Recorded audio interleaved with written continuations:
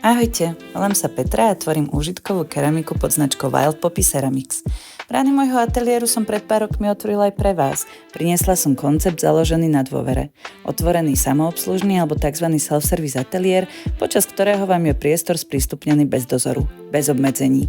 Vzniká u nás veľa krásností a radostí, ale aj veľké množstvo zvyškov hliny.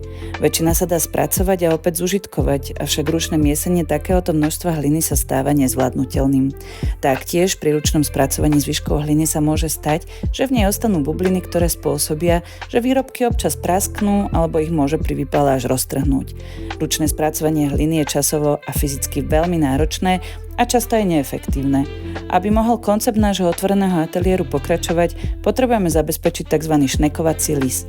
Úžasnú mašinu, ktorá spracuje zvyšky hliny po výrobe bez námahy, rýchlo a dôkladne. Ušetrí veľa času, fyzickej námahy a hlavne zníži odpad. Ďakujeme za vašu pomoc.